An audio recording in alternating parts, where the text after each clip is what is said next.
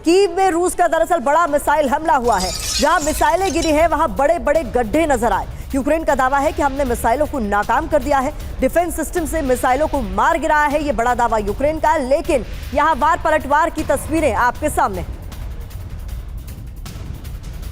तो देखिए फटाफट आपके सामने युद्ध की दो तस्वीर रखते हैं, कैसे रूस और यूक्रेन में विध्वंस का नया चैप्टर खुल गया है और आगे से भी ज्यादा तबाही मच सकती है क्या। सीधा बिग वॉल का हम रुख करेंगे, लेकिन इससे पहले यह तस्वीर आप देखिए खुर्स में, आप देखिए हो क्या रहा है। इसके लिए बिग वॉल का हम यहां पर रुख कर रहे हैं और बिग वॉल पर आप देखिए युद्ध किस तरह से लंबा और भी लंबा खिंचता हुआ नजर आ रहा है। यूक्रेन ने डिफेंस अपना मजबूत किया है, रूसी मिसाइलें लगातार नाकाम साबित हो रही है और सवाल यह है कि क्या पुतिन ने बहुत बड़ी गलती कर दी युद्ध को लंबा खींचकर। प्रतिमा बता दें आपको, नाटो स्टैंडर्ड की ट्रेनिंग यूक्रेनी जवान और आक्रामक हो रहे हैं क्योंकि उनकी ट्रेनिंग हुई है बाकायदा। एडवांस पश्चिमी हथियार उनको मिले हैं। यूक्रेनी सेना पहले से ज्यादा सहज महसूस कर रही है इस परिस्थिति में। और साथ ही 30 महीने से हम देख रहे हैं युद्ध चल रहा है, ये रूसी सैनिकों में इस वक्त भारी थकान महसूस की जा रही है। और क्या इसका जो प्रूफ है वो हमें मिल रहा है कुर्स्क में।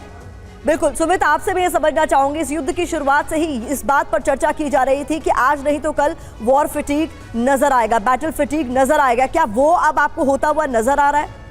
देखिए एक बात तो आप तय मानिए, करीबन 2.5 साल से ज्यादा का वक्त बीत चुका है। अब तक यूक्रेन की तरफ से ग्राउंड फोर्सेस की मूवमेंट इन इलाकों में कभी नहीं की गई। उन्होंने बड़े ही एरियल अटैक्स किए हों, लेकिन उनकी ग्राउंड ऑफेंसिव ऑपरेशंस की टीम कभी भी इन इलाकों में मौजूद नहीं रही। तो निश्चित तौर पर नाटो की तरफ से ना सिर्फ उनकी फोर्सेस को ट्रेनिंग, वेपन्स, बल्कि इंटेलिजेंस भी शेयर किया गया होगा कि आखिरकार आपकी मूवमेंट कहां से करनी है, आपको कौन कौन से इलाकों को होल्ड अप करना है, कौन कौन सी रोड्स को होल्ड अप करना है। लेकिन अब सबसे बड़ा यूक्रेन के सामने चैलेंज क्या है? आपने ऑफेंसिव ऑपरेशन तो चला दिए, लेकिन क्या आप उस इलाके में सस्टेन कर पाएंगे? क्या आप उनको होल्ड अप कर पाएंगे? ये सबसे बड़ा चैलेंज। और यही वजह अगर आप देखिए कि अब यूक्रेन जो रूस की तरफ से अटैक किए जा रहे हैं, चाहे वो Su-34 की मदद से हो या फिर उनकी ग्राउंड फोर्सेस की मदद से हो, वो उनकी रसद लाइनें काट रहे हैं, वो लगातार कीव पर अटैक कर रहे हैं, एक डाइवर्जन क्रिएट कर रहे हैं कि अगर ग्राउंड फोर्सेस और आने की मूवमेंट करती है और आने की कोशिश करती है तो वो इस इलाके तक पहुंच ना पाए और आसानी से लगातार रूस की सेनाएं जो है इनको चारों तरफ से घेर ले और फिर अपने इस इलाके में बढ़त बना ले। लेकिन ये जरूर है,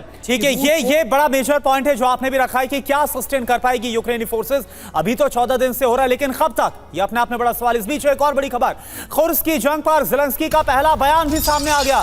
रूस को पीछे रखने के लिए हमला किया गया, हम बफर जोन बनाना चाहते थे। तो ये जो ज़ेलेंस्की का बयान है, यूक्रेन के प्रेसिडेंट का बयान, खुर्स पर जो हमला किया गया वहां पर जो अभी तक की कामयाबी मिली है, इसको लेकर ज़ेलेंस्की की तरफ से ये रिएक्शन सामने आया कि देखिए खुर्स में हम वही करना चाहते हैं जो कि डोनेट्स्क में किया गया है, डोनेट्स्क के इलाकों में किया गया है।